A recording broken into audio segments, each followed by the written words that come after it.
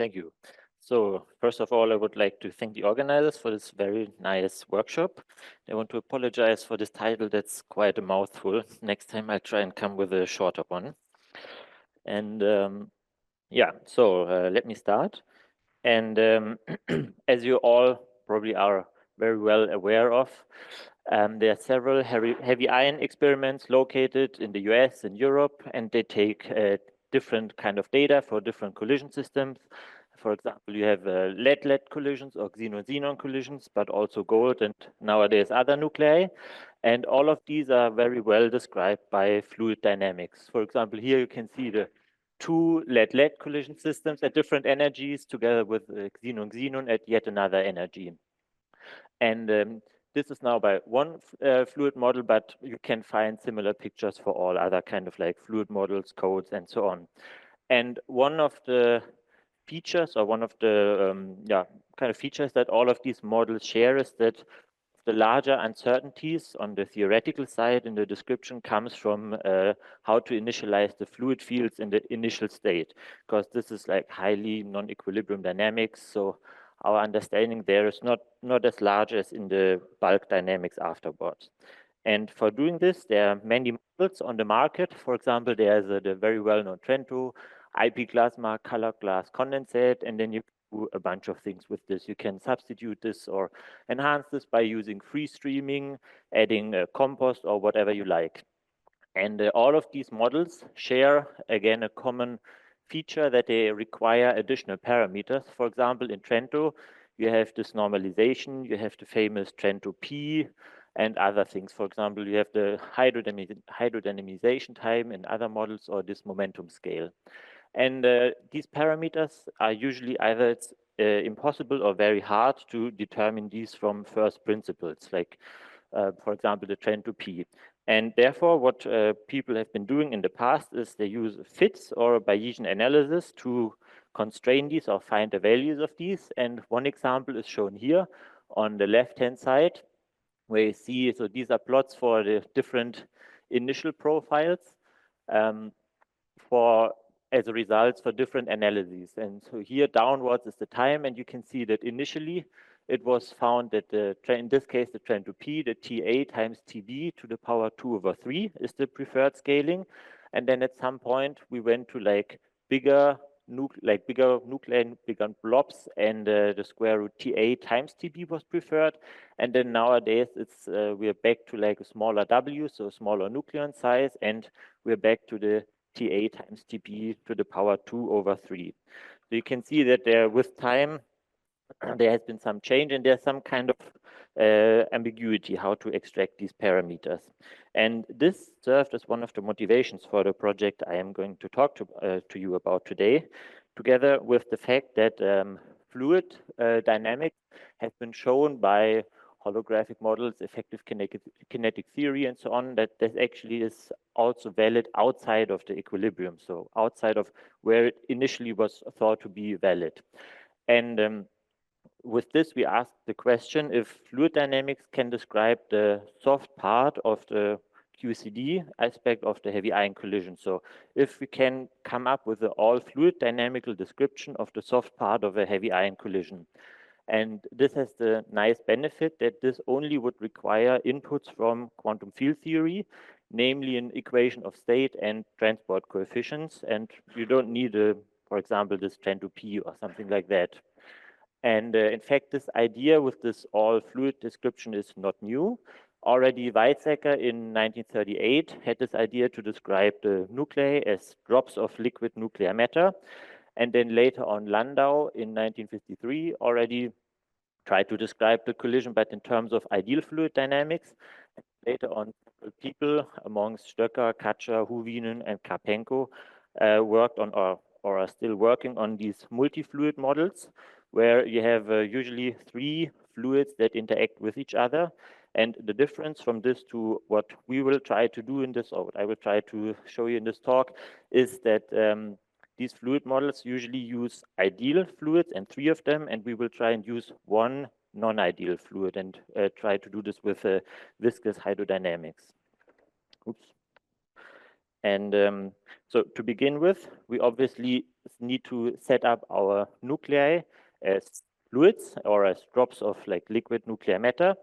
And for this, we need a density for our nucleus. And this we do by simply using the standard Wood-Saxon density distribution that also goes into other models, like, for example, Trento also uses this.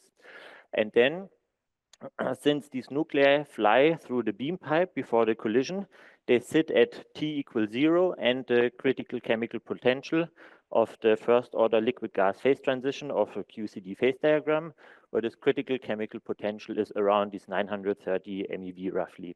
And actually this first order phase transition then ensures stability because, as you can see here, the pressure still is 0, which then guarantees that this nucleus or these things keep their shape and don't flow apart before the collision.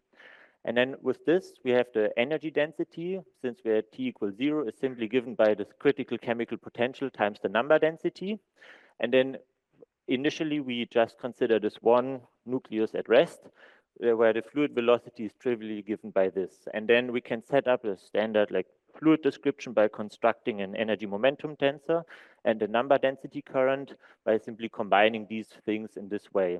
And then we can, so this is now basically trivial so far, we can do our usual fluid description by employing our energy momentum conservation and number density current conservation, where we still find things like this Landau frame matching that by construction, the energy density is the eigenvalue related to this eigenvector, which is then the fluid velocity. Yes, of course. Yes.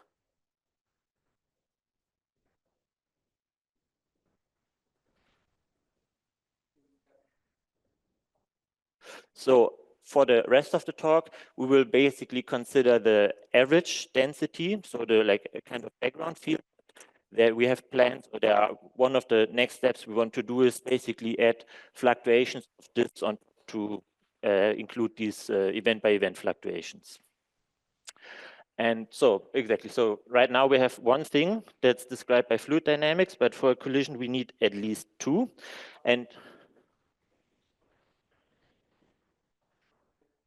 sorry?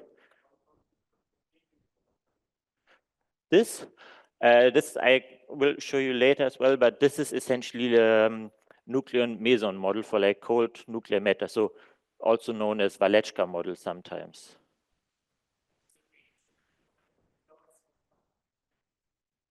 Sorry? No, it shouldn't be. This should be at rest. But later on, it will be Lorentz contracted when it's boosted. Yes. So yeah, this is now just a this is like just a smaller one, but for later we will have bigger ones that are then contracted. Yes. So exactly. So for the collision, we then simply take two of these and add them together when boosted, one to the left, one to the right, and then the energy momentum tensor and number density current describing the full system are then simply given by the sum of the left boosted and the right boosted in both cases. And then we simply again obtain the fluid description by employing now the conservation law, but for this one energy momentum tensor that describes the full system.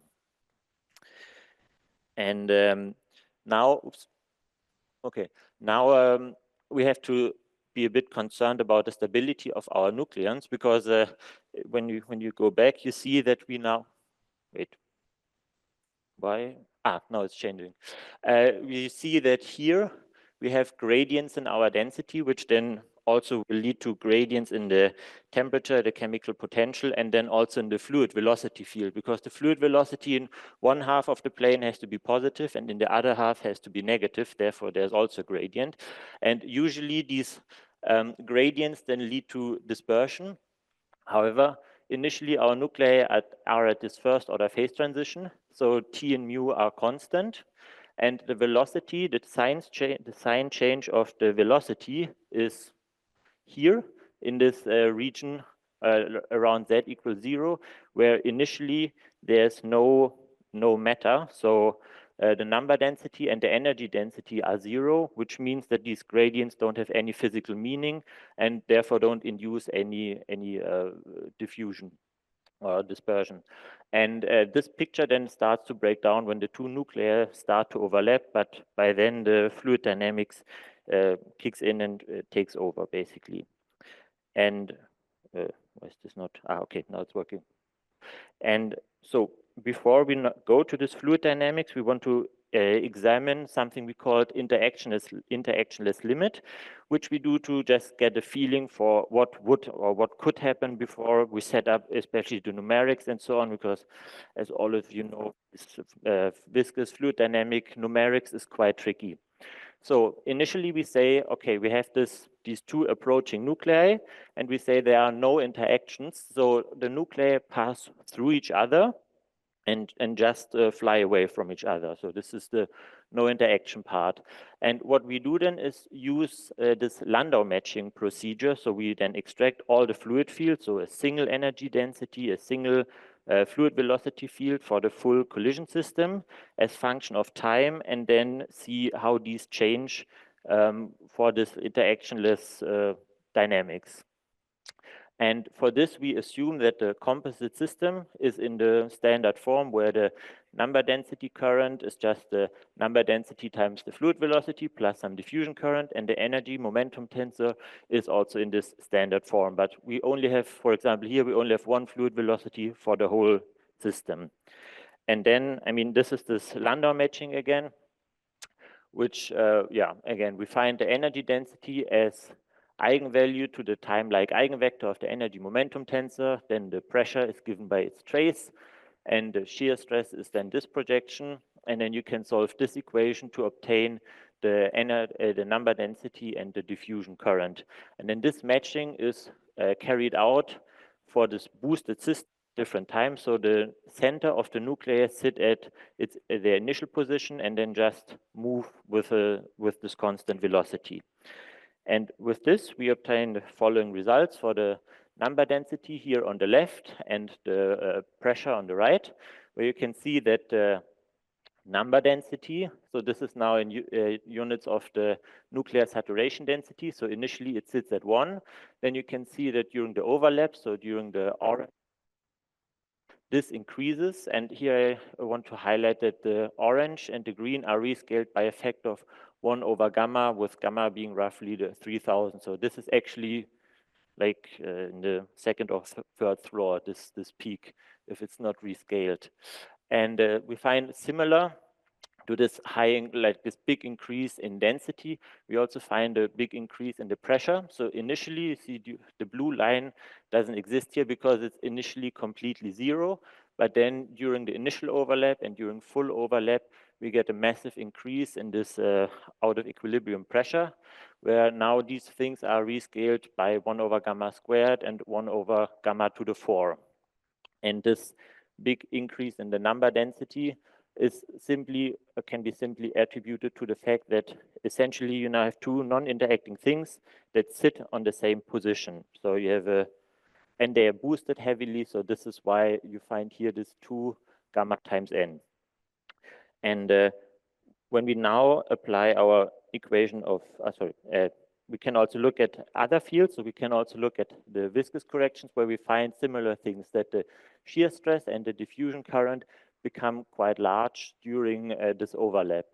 And these large viscous corrections and large densities then require careful treatments of our equations on the causality side, so on the more theoretical side, but also the numerical stability due to formation of shocks and so on needs a careful treatment.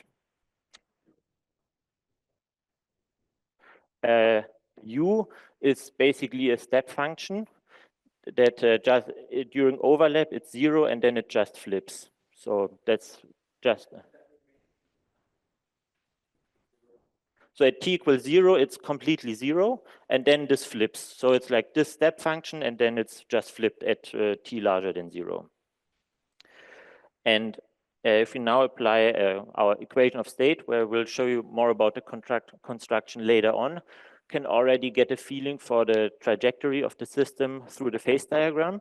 So we start out at t equals 0 and this chemical potential of the phase transition. And then you can see that during this overlap, the temperature goes up and the chemical potential goes down, as one would expect. So we go towards this mu equals 0 axis and the temperature increases. However, you can see here that during full overlap, the temperature is at a massive 6 GeV, which obviously is much too high and nonsense, basically, because again, the interactions in the system are missing, which means we need to include them next, which we do by going back to the proper fluid dynamics that includes the interactions and our equation of state. As I told you before, we want to use second order viscous fluid dynamics, where the equations are based on conservation laws, namely, again, the conservation of the energy momentum tensor and the number density current. But we need additional constituent relations for our viscous fields, where we have the bulk pressure, the shear stress tensor, and the baryon diffusion current. And these are being derived by the standard Israel-Stewart equations, where we impose that the entropy production at all times and points should be positive, which then is given by this expression. And in here, we introduce the well-known viscosities and conductivities, so this eta, zeta, and kappa, and the corresponding relaxation time. So we have a shear, bulk, and heat relaxation time, which means that these equations can remain valid outside of equilibrium, which helps us in our endeavor. Okay, and one of the things we also need to consider is now the issue of transparency and stopping, which in previous descriptions always was one of the limiting factors for single fluid models. And in our case, so in the ideal fluid case, you always have this vanishing velocity at z equals 0. So essentially this means you have a kind of a wall where nothing can go through. So you have no transparency at all. So everything gets stopped at z equals 0 or bounces back, or something like that happens. However, since we are not using ideal fluid dynamic, but we have relaxation times and the viscous fluid, in the limit of infinite relaxation times, the shear and the bulk stress and also the diffusion current become independent of time, which means that our two nuclei will just fly through each other, which means we have full transparency, which also means that we have one limit where we have an ideal fluid with no transparency. We have a limit with full transparency, which means that a finite relaxation time allows for a non-complete transparency, which then allows us to model the what is experimentally found as well, like this non-complete transparency. And oops. I know, okay, this is always a bit delayed. So, and one other thing to ask is, because on the more mathematical side, if the solutions to this kind of Riemann problem exist, because we have constant density and this piecewise constant velocity. So if you remember, we have like these slices of matter that fly to each other, and then the velocity is like this step function, which means that we have this Riemann-like problem where we need to expect weak solutions because of the formation of shocks and so on. There's not one unique solution. However, the uniqueness of this weak solution is then given by this Rankine-Huginois condition, which is also used in other viscous hydrodynamic simulations, for example. And with this, we basically have the set of equations we want to solve. And the only missing piece is the equation of state, which now needs to cover a rather large area of the phase diagram, which is why we use a composite equation of state out of lattice QCD up here at high temperatures and chemical potentials. Then at low densities, we use a hadron resonance gas. And here, around this first order phase transition, we use this nucleon meson model, also known as Waleczka model. And then at this phase transition, the description in terms of temperature and chemical potential is not sufficient anymore, but you need an additional parameter to describe your dynamics. And for this, we choose the volume ratio parameter R, which essentially tells you of how much of your system is in like one phase versus the other. But I'll show you some more details on this. So this is just for basically for completeness, because I think everybody knows this very well. So we use the lattice equation of state, which has this equilibrium part, plus this expansion until sixth order in chemical potential, plus the hadron resonance gas, which is just the sum of the partial pressures of baryons and mesons. Then this nucleon meson model, also known as Waleczka model, is this effective model for cold, dense nuclear matter, where the interactions are modeled via scalar, pseudoscalar, and vector meson exchange. And what we do in practice is we apply a mean field approximation, where then the fields are self-consistently determined by so-called gap equations. And then you can find this first order phase transition, where you can see that depending on your chemical potential, your effective potential of the theory changes, and you get initially the zero pressure if you're below the phase transition, and then your fields jump into this minimum. So this is one of the two fields of this theory. It jumps here, and then you essentially recover this plot from the beginning where Pavel asked where this is from. This is exactly how we get this. And for the phase transition, as I told you, we include this extra parameter, this volume ratio, as parameter to describe the phase transition. And for this, we then obviously also need an evolution equation to describe how our system moves through this phase transition. To do this? Yes, exactly.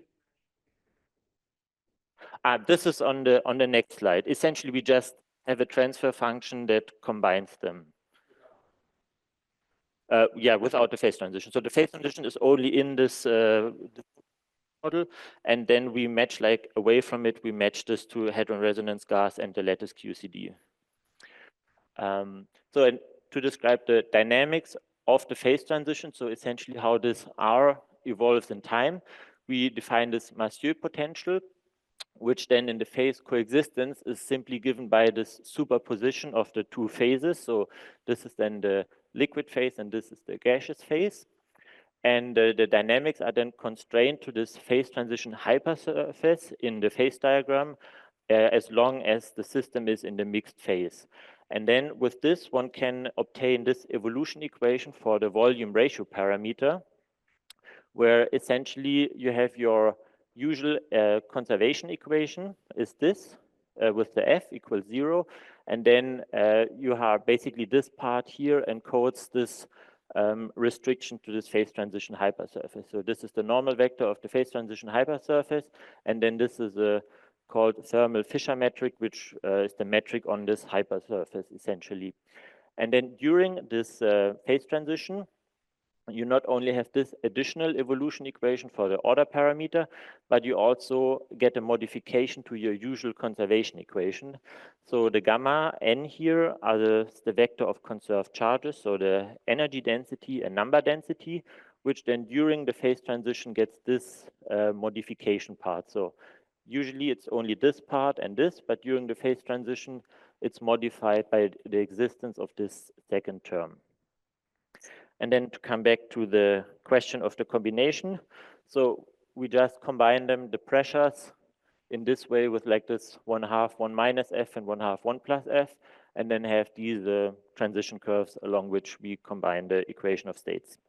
And with this, we, in theory, have all of the steps to solve our equations. However, as I told you before, it's numerically and for causality reasons quite challenging, which is why we are, sorry. So this is also, I was not too fast. So this is now just a picture to show you that this combination works and we recover what one usually would expect. We have a smooth crossover here, or smooth transition between the lattice QCD and hadron resonance gas.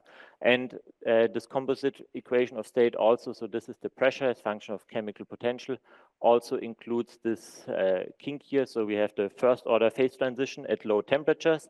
And then if you go to higher temperatures, you're above this endpoint of the phase transition line, so your pressure increases smoothly.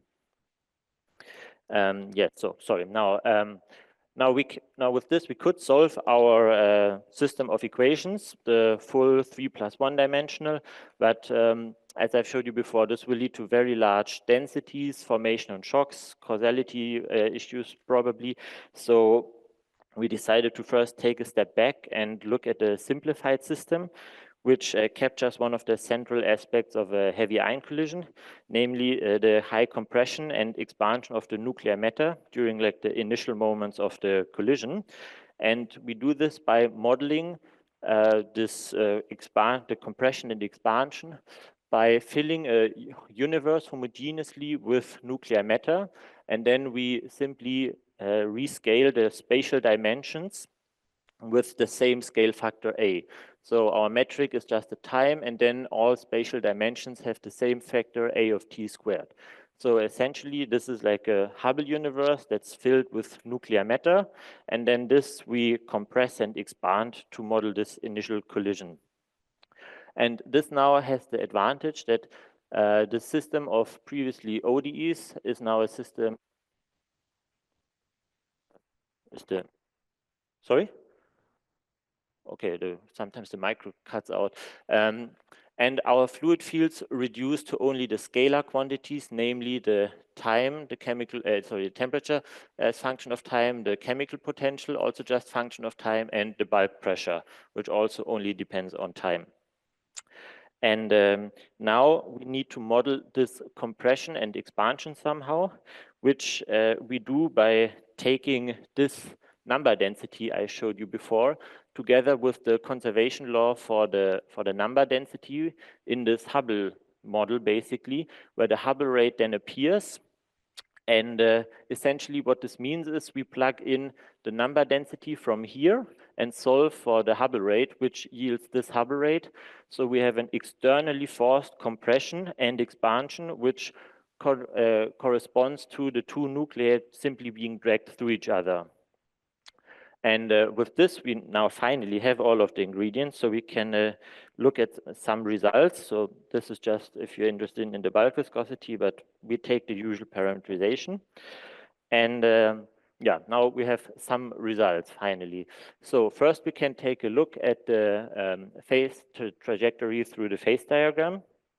Wait, is this the, I am not, where we start here at the first order phase transition. So this is at the 930 MeV chemical potential and T equals 0. And indeed our system goes up and then cools down where we end up at this second point.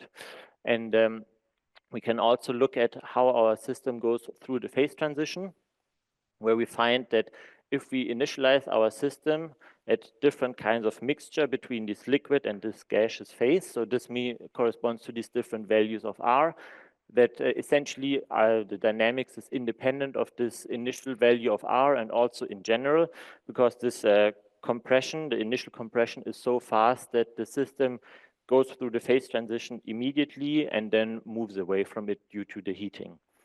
And this is also seen here in the full fluid solutions now, where again, you see the yellow line and the blue line correspond to the phase diagram from before. So we start with the 0 temperature, which then goes up and down again. The chemical potential, which decreases during the initial compression phase. And you can also see that this compression and expansion lead to the buildup of the bulk viscosity. However, now it's crucial to notice here that the initial heating up is way bigger than this cooling down due to the expansion, which simply comes from the fact that here we're dealing with a viscous fluid in our universe, which means that the initial temperature will be lower than the final temperature, and we have some heating up due to this bulk viscosity.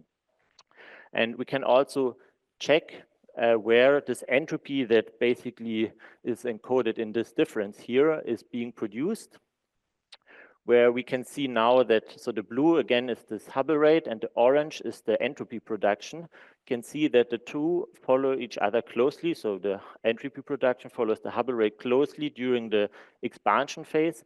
However, here is some initial slight delay, which simply comes down to the fact again, here, if you look on the left side, that the chemical potential first, so the universe or this bulk pressure first has to balance out the baryon asymmetry in the universe, and then the bulk of the entropy production starts. And this is this delay here, which you can also see in here, that the bulk pressure starts to build up later than the Hubble rate kicks in.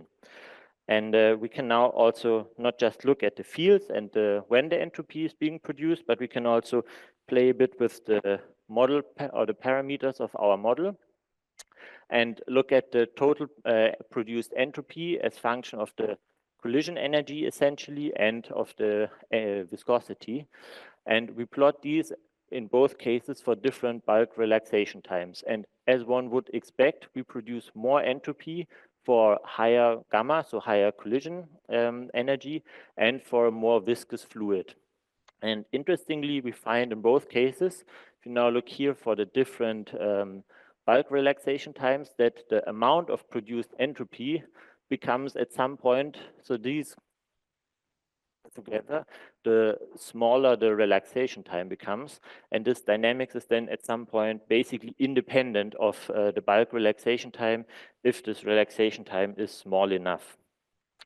And as a last point, we can look at the final temperature of the universe after all of this compression and expansion phases are over. And we plot this again as function of the viscosity for different relaxation times.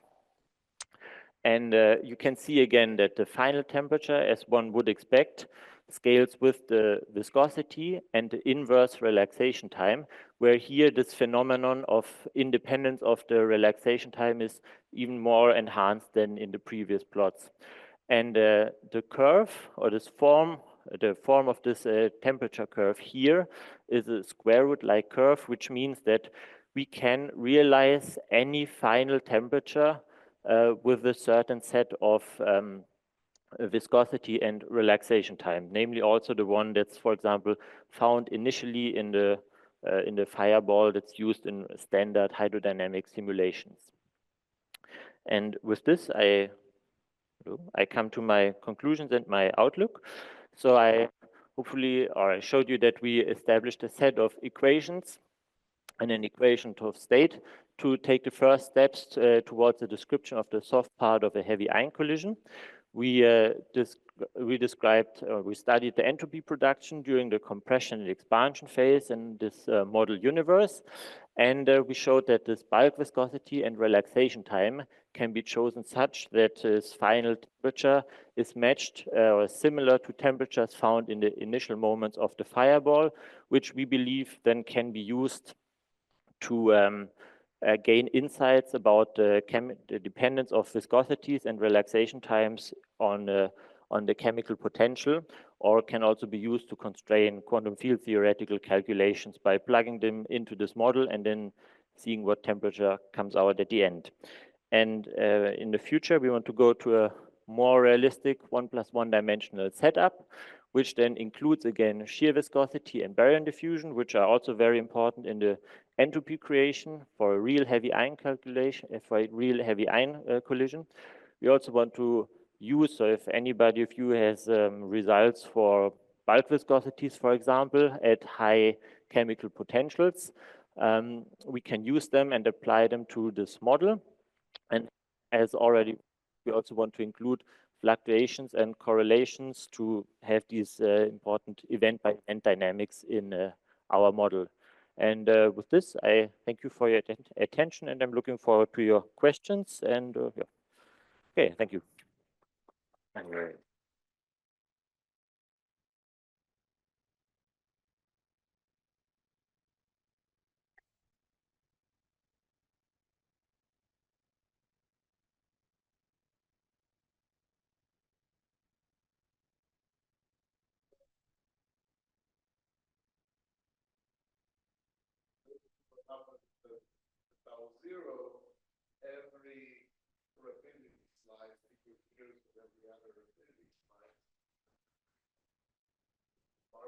Mm-hmm.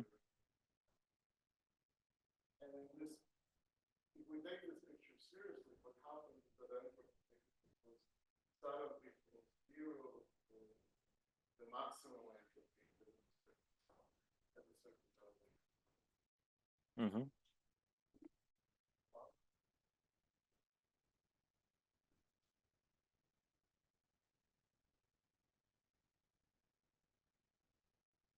Um, yeah. So I'm not sure, but I would expect that our entropy also goes up basically very suddenly. I mean, this is now only for like this toy system, so there's like no real spatial decorrelation. But essentially, what happens is that as long as like this baryon asymmetry is still in our system, there's essentially no entropy production, and then this shoots up massively.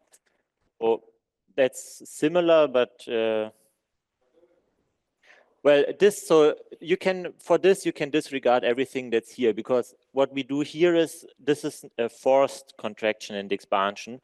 So from the outside, we essentially like push and pull, which forces the entropy production then to go down, because you're at the turning point of the universe. So there's no very slow dynamics. And then the second part is because you pull it apart. But for a real like system, or what, when we go to 1+1, you also get this initial shock, but then afterward you have much slower dynamics. That's like for the expansion, because this is then driven by the internal pressure gradients and not us pulling on the outside of the thing.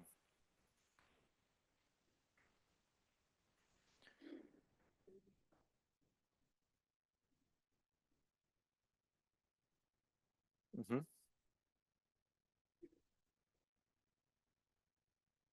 Mm-hmm.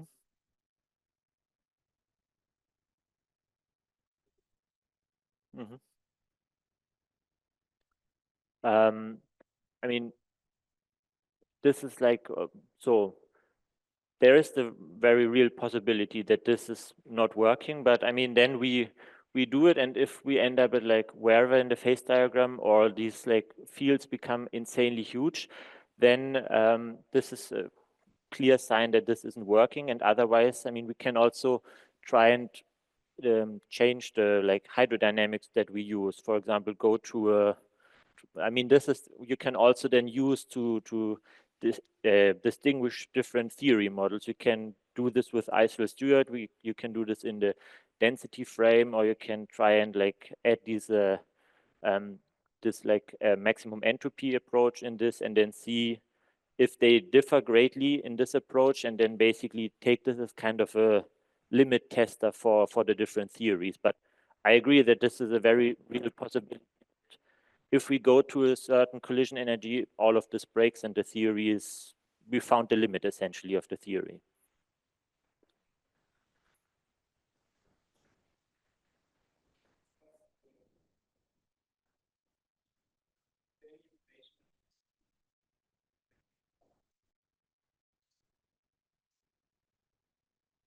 Ah, yes. So this is this essentially, we just use this parametrization, which is the, so if you disregard this, this is like the standard parameterization that's used in most phenomenological codes or approaches, and then this just extends this maximum to basically the phase, to lie on the phase transition.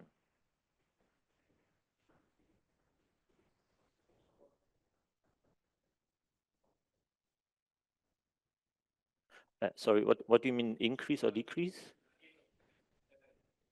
Uh-huh.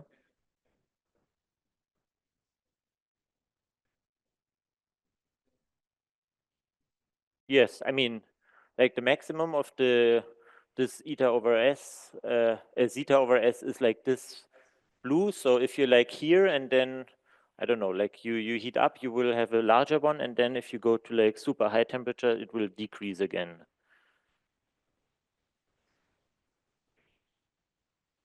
Yeah, it's like the maximum is here on this band, and then if you go very far away from it, you have like very small.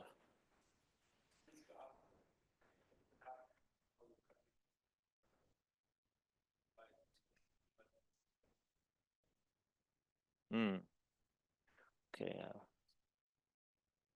Yeah, why not? I mean, we don't have a magnetic field yet, but maybe there's some way of how to combine them. Yeah, probably. And I mean, then the nice thing is, you give me the, you give me your result, and then I plug it in there, and once I fix the initial like velocity, so this gamma factor, I don't have any control over what happens because there's no extra parameter, like all the input comes from you essentially, and then there's like no model dependency, so to speak. Once the viscosity in the equation of state is fixed, the results are like determined.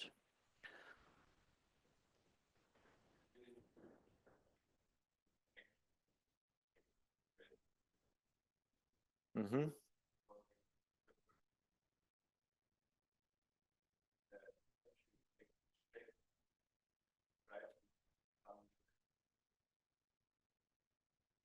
Well, yeah, I mean, this is this case where the two nuclei just pass through each other. So this would be the case of like infinite relaxation time. I mean, we cannot check because right now what we have is this universe. So there's no profile. So we don't have the 1+1 dimensional code fully set up yet, but it's a thing to check once we have it. Yeah. Yeah, no, this is true. Yeah. But so, I mean, so far we only have this universe thing, and this 1+1 is not fully, it's not ready to check this yet.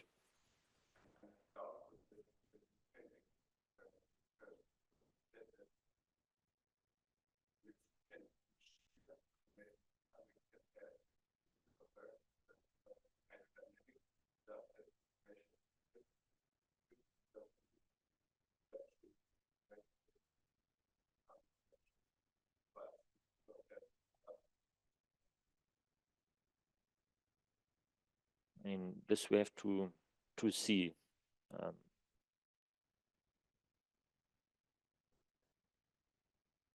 mhm.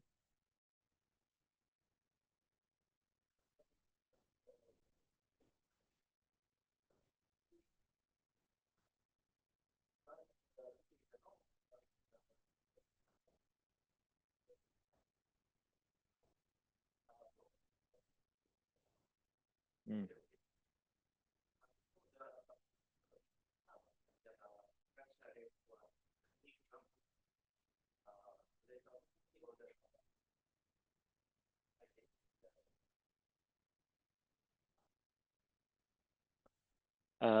Yeah, I mean, I mean, if you change this region, it definitely will have an impact because your system initially sits here, and then it can change like the trajectory where you go or how fast your bulk viscosity will build up. So it will have an impact. Sorry?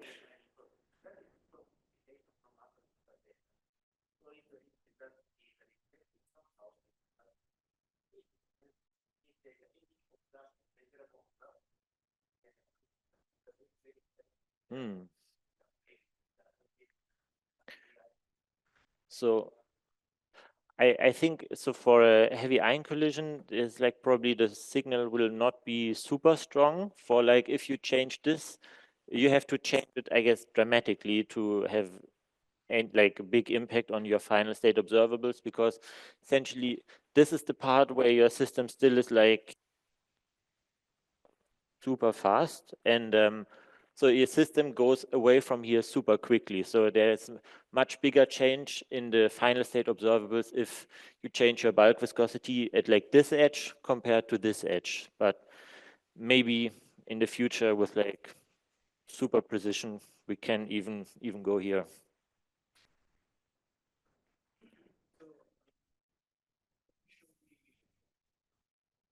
Mhm.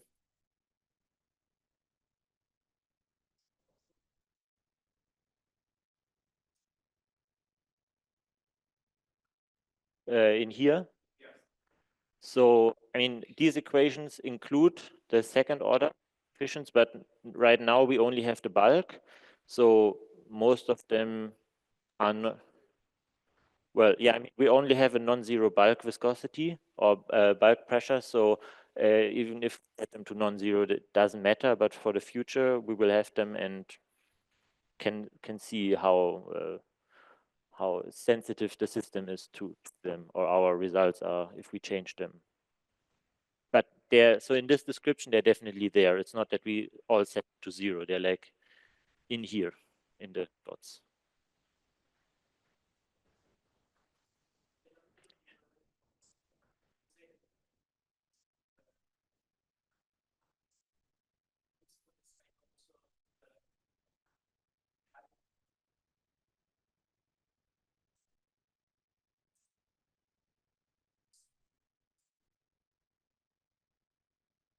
I mean, this basically then would come back kind of this barren transparency, right?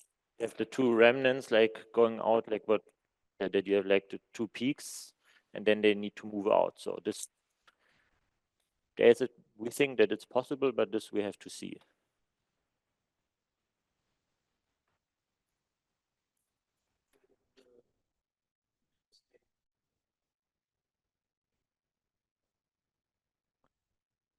Yes. So yeah, I mean, we have this like, these are very, very preliminary results, but essentially this is like what we get in this 1+1 dimensional case, where we find the Bjorken flow. But in the, like what I showed you here, like in here, there's no flow, right? Because this is this completely homogeneous, isotropic, symmetric, however you want, universe, and there's no flow, there's no special direction. So the only things you have here that are non-vanishing or non-trivial is temperature, chemical potential, and bulk pressure. There's no fluid velocity.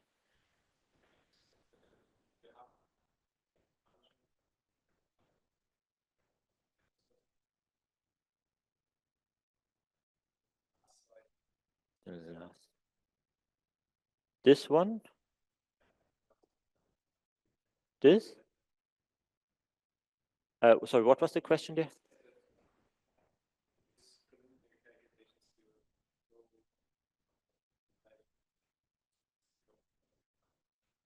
Well, I mean, no, I say this just that, so you have your initial kind of velocity profile, and then you have your shock and the flip, and then you see that with time you have like, so these black lines essentially are z over t, and then would be your Bjorken flow, and then you see that the, what is it, this light green and this orange, and then the red at like later times, they basically have this constant thing. So this is what I say, that we kind of recover the Bjorken flow.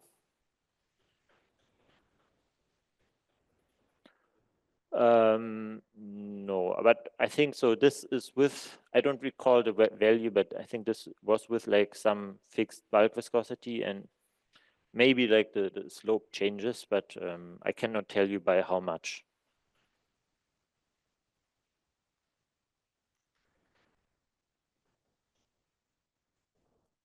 Yes. Thank you.